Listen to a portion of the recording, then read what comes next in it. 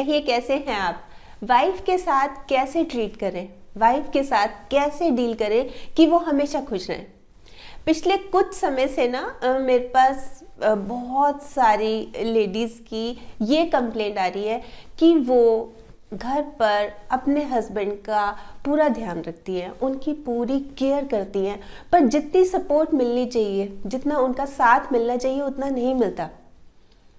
तो ऐसे में हस्बैंड्स को क्या करना चाहिए, किन बातों का ख्याल रखना चाहिए, किस तरह से ट्रीट करना चाहिए, कैसे डील करना चाहिए कि वाइफ की तरफ से कभी शिकायत का मौका ना मिले, वाइफ हमेशा खुश रहे। तो आज मैं बात कर रही हूँ सभी हस्बैंड से।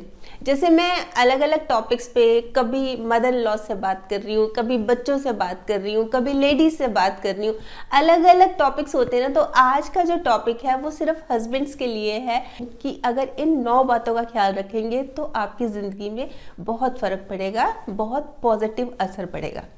तो सबसे पहले है कि पूरी डिग्निटी और रिस्पेक्ट के साथ ट्रीट करना है, रिस्पेक्ट देनी है, पूरा आदर मान देना है। जब कम्युनिकेट करते हैं ना हम, तो पहले तो उनकी सुनिए, उनकी बात सुनकर और फिर जवाब देना है, फिर अपनी बात रखनी है। और बिल्कुल एक सदे हुए लहजे में होता है, बहुत ओवर रिएक्ट करके, बहुत चिल्ला के, तेज बोल के, इसका कोई फायदा नहीं है। बहुत आराम से देखिए, रिस्पेक्ट देंगे ना तो बहुत फर्क पड़ेगा आपको, उसके रिवर्ट में उतनी ही रिस्पेक्ट मिलेगी, बल्कि ज़्यादा ही मिलेगी। तो रिस्पेक्ट तो कोशिश कीजिए कि रिस्पेक्ट बहुत अच्छे से, खासकर बातचीत करते वक्त।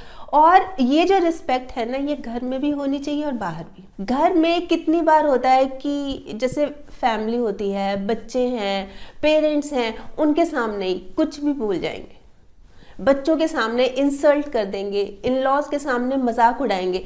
और वहीं फ्रेंड सर्कल में भी कितनी बार देखा जाता है कि इस तरह से बात कर रहे हैं जैसे ये तो कोई चीज़ ही नहीं है, बहुत मजाक उड़ाते हैं, बात बात पर हंसते हैं। तो ये चीज़ भी नहीं होनी चाहिए, बहुत फीलिंग हर्ट होती है। तो घूम फिर के बात यही आई है कि रिस्पेक्ट देनी चाहिए। दूसरा पॉइंट इसमें आता है कि बराबरी का दर्जा देना है। देखिए कई बार क्या अक्सर ये देखने में आता है कि हम सुपीरियर हैं, हम ये अब दूसरे को ना कम समझना है। वाइफ को तो वैसे भी बहुत सारे लोग कुछ समझते नहीं है, उनको तो बस कुछ भी बोल दो, कैसे भी रह लो उनके साथ, बस हम सुपीरियर हैं। तो उनको लगता है कि मैं जॉब करता हूँ, मैं कमा के लाता हूँ, मैं बहुत सुपीरियर हूँ। तो बराबरी का, अगर आपकी वाइफ भी अर्न करती है, ऑफिस जाती है, तो भी बराबरी का दर्जा देना है। घर पे छोटे मोटे कामों में उनकी मदद करानी है, बराबर समझना है। और जब अगर वो हाउसवाइफ है तो भी इक्वली का दर्जा देना है। अगर वो होम मेकर हैं, हाउसवाइफ हैं, तो क्या हुआ। आप कई बार ये कह देते हैं कि तुम काम ही क्या होता है घर पे, सारा दिन खाली तो रहती हो। ऐसा नहीं है, उनकी भी वैल्यू है। घर को संभालना कोई आसान नहीं है। तीसरी बात इसमें आती है कि अपनी फीलिंग्स को नहीं छुपाएं। बहुत बार होता है कि अपनी फीलिंग्स को शो नहीं करते, एक्सप्रेस नहीं करते, तो वो बता देना चाहिए। आपको उनकी कोई बात बुरी लगी तो बता देना चाहिए कि मुझे ये बात अच्छी नहीं लगी आपकी। और कई बार क्या होता है कि जैसे ऑफिस जाते हैं, मान लीजिए हस्बैंड, और ऑफिस में कोई बात हो गई और घर आके ना वो वाइफ से बात ही नहीं करते, चुप होके बैठ जाएंगे। वो बार बार पूछे जा रही है क्या हो गया बताओ, तो मैंने कुछ कहा क्या। वो हैरान है, परेशान है कि मैंने तो कुछ भी नहीं कहा, सुबह ऑफिस गए थे, ठीक ठाक गए थे, अब क्या हो गया, बात ही नहीं कर रहे। तो आप एक बार बता दीजिए ना कि मुझे ऑफिस की टेंशन है। बताएंगे नहीं तो उनके मन में भी 10 बातें आएंगी, उनके मन में भी 10 तरह के कंफ्यूजन आएंगे, क्या हुआ। अच्छा, फिर ना एक चीज़ और ही इसी में आती है कि ना जैसे कोई झगड़ा हुआ तो उसको कोशिश करनी चाहिए उसको सुलझाने की। झगड़ा आराम से बैठ के सुलझाना चाहिए। कैसे कि जैसे मान लीजिए हस्बैंड वाइफ हैं और एक बात पे हर रोज़ ही झगड़ा होता है। हर शाम को जब ऑफिस से घर आते हैं हस्बैंड, तो हमेशा ही झगड़ा होता है। तो बात क्या है कि हस्बैंड अपने फ्रेंड्स के साथ ज़्यादा टाइम निकालते हैं, ज़्यादा टाइम उनके साथ स्पेंड करते हैं, घर पे नहीं करते। हर रोज़ एक ही बात पर झगड़ा होता है, या हर रोज़ एक ही बात पे झगड़ा होता है कि ड्रिंक ज़्यादा करते हैं। हर रोज़ इसी बात पे झगड़ा होता है कि फ़ोन पे बहुत बात करते हैं। कुछ एक पॉइंट्स ऐसे हैं जिन पे हर रोज़ ही झगड़ा होता है, एक ही बात पर हर रोज़ और लगातार। तो ऐसे में क्या करना चाहिए, मिल बैठ के बात करनी चाहिए। अपना एक टाइम फिक्स कर लेना चाहिए कि ठीक है, मैं इतने बजे ऑफिस से आऊँगा, हम इतने बजे बैठेंगे, इतने बजे हमने एक साथ खाना खाना है, इतने बजे हम बात करेंगे। फिर इसमें अगला पॉइंट आता है कि उनको स्पेशल फील कराइए, स्पेशल, खास, उनको प्रायोरिटी दीजिए, उनको ऐसा महसूस हो कि हम भी कुछ हैं। इस तरह से उनको एहसास कराना है, उनको अफेक्शन देनी है, उनको प्यार देना है, उनको बाहर घुमाने ले जाना है, उनको सरप्राइज देना है, उनको समय समय पे गिफ्ट देने हैं। देखिए बहुत अच्छा लगता है। और अगर उनकी कोई चीज़ अच्छी लगती है, जैसे मान लीजिए आज खाना बहुत अच्छा बना है, आज चपाती बहुत मुलायम बनी है, तो उनको अप्रिशिएट करना है कि आज तो बहुत अच्छा खाना बना है, आज तो खाना खा के मज़ा आ गया, या आज बहुत अच्छी लग रही हो। पर इस चीज़ में भी ना आपके ऑनेस्टी होनी चाहिए, सिंसियरिटी होनी चाहिए, ऐसे ना हो कि बाद में हंस रहे हैं। तो ये चीज़ बहुत ज़रूरी है। ऐसे होता है कई बार ना छोटी छोटी बातें होती हैं, वो बहुत हर्ट कर जाती हैं, पिंच कर जाती हैं, तो उस तरह की तो चीज़ें बोलनी नहीं है ना बिल्कुल। फिर इसमें 5वां पॉइंट आता है कि उनको ऐसा महसूस कराइए, उन्हें ऐसा महसूस कराइए कि वो आप पर विश्वास कर सके। आप पर विश्वास कर सके, इसके लिए आपको ऑनेस्ट होना पड़ेगा, चीटिंग नहीं करनी। कितनी बार लेडीज़ कंप्लेन करती हैं इस बारे में कि विश्वास ही नहीं है, वो हम पे नहीं करते, या हमें उन पे नहीं है, हम उनसे बात कर रहे हैं, वो कहीं पे फ़ोन पे बात कर रहे हैं, मेरे आते ही उन्होंने फ़ोन कट कर दिया, मैसेज डिलीट कर दिए, फ़ोन में ऐसा नंबर डाला हुआ है। बहुत सारी उनकी कंप्लेंट्स आती हैं कि वो इस तरह से करते हैं। तो आप एकदम क्लियरली बताइए ना उनको, आप किससे बात कर रहे हैं, क्या फ़ोन को भी बार बार छुपा के रखने की भी क्या ज़रूरत है। क्लियरली रखिए उनके सामने, किस लिए गलत काम करना है। देखिए जो ये रिश्ता होता है ना, ये बिल्कुल इसकी बुनियाद ही विश्वास पे टिकी होती है, और एक बार टूट गया ना विश्वास, फिर तो दोबारा जुड़ने में बहुत समय लगता है। तो आप तो कोई काम ही ऐसा मत कीजिए, कोई बाहर इधर। एक चीज़ इसमें और भी ध्यान देने वाली है कि ना, बहुत जैसे होता है ना, कई लोगों की नेचर होती है बहुत ताका झाकी करते हैं, दूसरी लेडीज़ को स्पेशली बहुत देखना, घूर घूर के देखना, तो वो चीज़ भी अच्छी नहीं लगती। बहुत ज़्यादा ताका झाकी हो, बिल्कुल नहीं। अच्छा, बहुत ज़्यादा प्रेज भी, वो तो बहुत सुंदर है, वो तो कमाल है, वो ऐसे पहनती हैं, तुम उनके जैसी रहा करो। वो कंपेयर कर करके ना, तो इतनी मन में ना लेडीज़ के, वाइफ के मन में ना एक हीन भावना सी आ जाती है। तो उसको, ठीक है, इसका मतलब ये नहीं है कि आप देखें ही ना, या आप उनकी प्रेज ही ना करें। इसका मतलब ये नहीं है कि जब वो आए तो आंखें बंद कर ले कि नहीं नहीं मैं नहीं देख रहा, तुम्हें बुरा लगता है, ऐसे नहीं वो चाहती। मतलब ठीक है, जैसे आप नॉर्मली देखते हो वैसे देखो, ओवर होके देखना ना, उससे कहीं ना बहुत बुरा लगता है, और फिर उनकी प्रेज भी करना।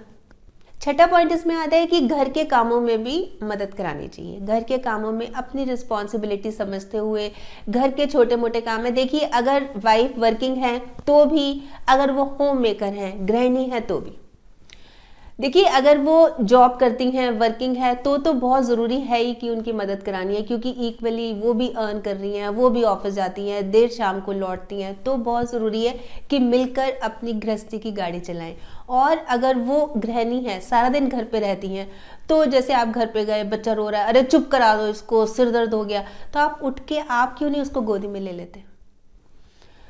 आप क्यों इतना चिल्लाते हैं कि एक बार बच्चे को आप ही अपने पास बिठा लीजिए, वो भी काम कर रही है, वो आपके लिए खाना बना रही है, वो अपने लिए थोड़ा ना बैठ के बना रही है, बच्चे का ही ख्याल रख रही है वो भी। तो उनकी भी फीलिंग्स को थोड़ा सा समझते हुए उनका भी ख्याल रखना चाहिए, तो उनकी हेल्प करानी चाहिए। और अगर नहीं करा पा रहे तो कम से कम एक बार जता देना चाहिए, पूछ लेना चाहिए, क्या आपको मेरी कोई हेल्प की जरूरत है, क्या मैं आऊँ मदद के लिए, क्या आप कर लोगे खुद? पूछने में क्या हर्ज है? वो कौन सा ये कह रही है कि हाँ हाँ ये काम कर दो, ये काम निपटा दो। एक बार थोड़ी सी अपनी ना डिसेंसी मेंटेन रखते हुए एक बार ज़रूर पूछना चाहिए कि कोई मैं मदद करा दूँ। जैसे मान लीजिए आप ही के गेस्ट आ रहे हैं घर पे, आपके ऑफिस के 4-5 कुलीग्स आ रहे हैं, तो आप इतना तो पूछ ही सकते हैं कि कोई मेरी हेल्प हो तो क्या मैं करा दूँ। वो भी काम पे लगी हुई है सुबह से, आपके लिए ही अच्छा अच्छा खाना बना रही हैं कि आपके जो बॉस हैं, आपका जो फ्रेंड सर्कल है, ऑफिस में जो काम करने वाले हैं, वो खुश हों। तो अगर मदद के लिए पूछ लेंगे तो इसमें आप कोई छोटे बड़े थोड़े ना हो जाएंगे, बल्कि अच्छा ही लगेगा और टेस्ट भी आएगा खाने में जब मिल के करेंगे। तो देखिए, कहने को बहुत छोटी छोटी सी बातें होती हैं पर बहुत ज़्यादा असर डालती हैं लाइफ पे। अब उनकी जो वाइफ्स की लगातार कंप्लेंट आ रही है, कोई ना कोई रीज़न तो रहा होगा ना कोई चीज़ तो हर्ट करती होगी ना, इसलिए तो वो बात कर रही हैं इस बारे में। फिर इसमें नेक्स्ट पॉइंट आता है कि उनकी इच्छाएं क्या हैं, इस बात का भी ध्यान दीजिए। शादी के बाद, जैसे शादी से पहले मान लीजिए वो पढ़ना चाहती थी, एकदम से शादी हो गई, अब वो कंटिन्यू करना चाह रही हैं, वो लाइफ में कुछ बनना चाह रही हैं, तो उनको एनकरेज कीजिए, मोटिवेट कीजिए। अरे क्या बस अब तुम चूल्हा चौका संभालो, घर गृहस्थी संभालो, बच्चों को संभालो, अब कहाँ सास ससुर की देखभाल करो, कहाँ पढ़ाई के चक्कर में पड़ रही हो।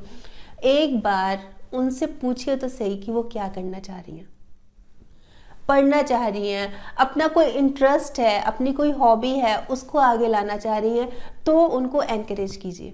आपकी कोशिश ये रहनी चाहिए कि आप खुद उनके पॉजिटिव पॉइंट ढूंढें कि तुम तो इस चीज़ में बहुत अच्छी हो। कोई भी चीज़ है, मान लीजिए कुकिंग में बहुत अच्छी हैं, मान लीजिए घर की साफ सफाई में बहुत अच्छी हैं, मान लीजिए पेरेंटिंग में बहुत अच्छी हैं, तो खुद उनको हाईलाइट करके उनको बोलो कि तुम आगे आओ, तुम में ये कैपेबिलिटी है, ये क्षमता है, तो तुम आगे आओ।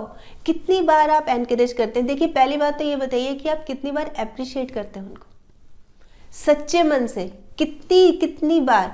तो उनको अप्रिशिएट भी कीजिए और उनको मोटिवेट कीजिए, उनके प्लस पॉइंट खोज के उसको बाहर लाइए। बहुत अच्छा लगेगा, उनको एक अलग ही तरह की खुशी मिलेगी। फिर इसमें 8th पॉइंट आता है कि जब कोई डिसीजन लेना हो, कोई निर्णय लेना हो, तो दोनों की सहमति से हो। सिर्फ ये नहीं है कि मैं ले रहा हूँ, बस मेरी सहमति चाहिए, इसकी क्या जरूरत है, इसको क्या समझ है। जैसे मान लीजिए, बहुत छोटा सा एग्जांपल है कि घर पे वाइट वॉश ही कराना है, तो कौन सी कलर्स होंगे दीवारों पे, कौन सा पेंट होगा, तो अगर मिलके पूछ लेंगे तो क्या हर्ज है, मिलके बात करेंगे।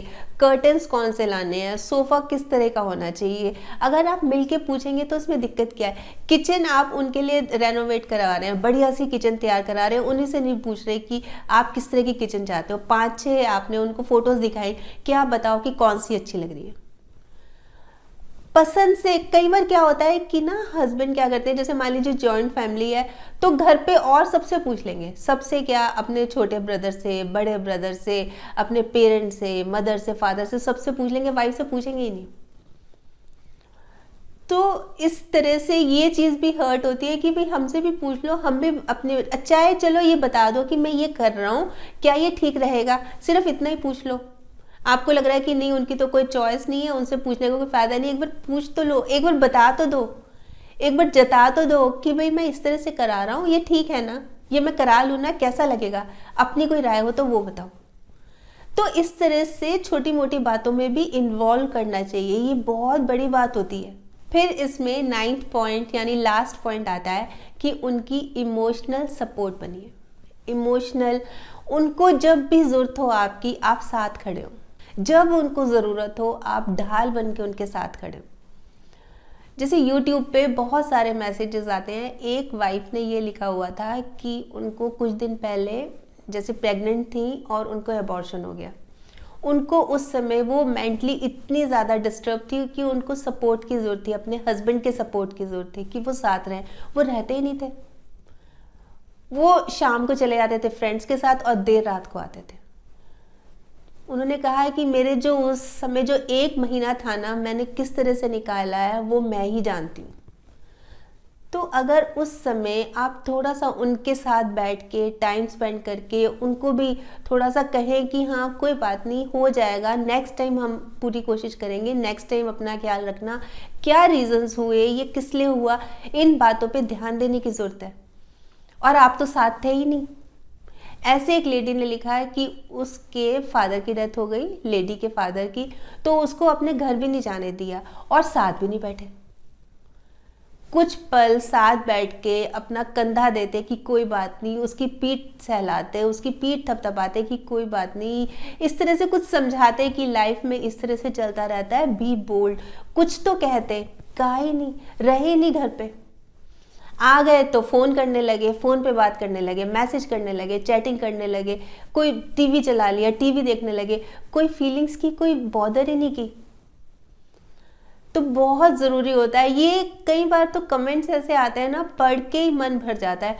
तो देखिए इसमें ना कोई हस्बैंड्स के लिए मैं स्पेशली यही कहना चाहूँगी कि कोई इसमें शिकायत की बात नहीं है, बस सिर्फ इतनी सी रिक्वेस्ट है कि मिलकर जो उनके मन में चल रहा है ना कि इस तरह से करते हैं, ऐसे नहीं करते, ऐसा करना चाहिए, ऐसा करना चाहिए, तो एक बार अपनी वाइफ के साथ बैठ के उनको आराम से समझ के फिर उनके साथ ट्रीट कीजिए, उनके साथ वैसा ही डील कीजिए। देखिए आपको खुद ही अच्छा लगने लगेगा, और अच्छा नहीं लगने लगेगा, बहुत अच्छा लगने लगेगा। वैसे ना 2 टूल्स हैं बहुत अच्छे, एक तो स्माइल, एक सॉरी, 2S स्माइल और सॉरी। अगर ये अपना लेंगे ना, ये टूल्स अपने पास हमेशा रखेंगे ना, फिर देखिएगा कि ज़िंदगी कितनी आसान हो जाएगी, आसान भी हो जाएगी और खूबसूरत भी हो जाएगी। और वैसे वो कहते भी हैं ना कि रिश्ते और रास्ते कब ख़त्म हो जाते हैं? रिश्ते और रास्ते तब ख़त्म हो जाते हैं जब पैर नहीं थकते, दिल थक जाते हैं। तो दिल को मत थकने दीजिए, दिल को मत थकने दीजिए, आप रखिए उनका ख्याल, उनमें नया उत्साह, नया जोश पैदा कीजिए। तो आज तो मैं यही कहने आई थी। वैसे आप बताइए आप क्या सोचते हैं? आपके कमेंट्स का मुझे इंतज़ार रहेगा। तो कल फिर मिलूंगी, तब तक स्माइल भी रखिए और पॉजिटिव रहिए और पॉजिटिव सोचिए। और हाँ, अगर आपने मेरा ये यूट्यूब वाला चैनल सब्सक्राइब कर लिया तो आपका बहुत बहुत और बहुत सारा धन्यवाद। नहीं किया तो प्लीज़ कर लीजिएगा, और सब्सक्राइब करने के साथ साथ ना इसमें जो एक बेल का बटन है ये भी दबा दीजिएगा, ताकि जब भी जैसे ही मैं कोई वीडियो अपलोड करती हूँ आपके पास नोटिफिकेशन या मैसेज आ जाए। और अगर आपको ये वीडियो अच्छा लगा, आपको लग रहा है कि किसी और के काम भी आ सकता है, तो प्लीज़ आप इसको भी ज़रूर शेयर कर लीजिएगा। ठीक, बाय।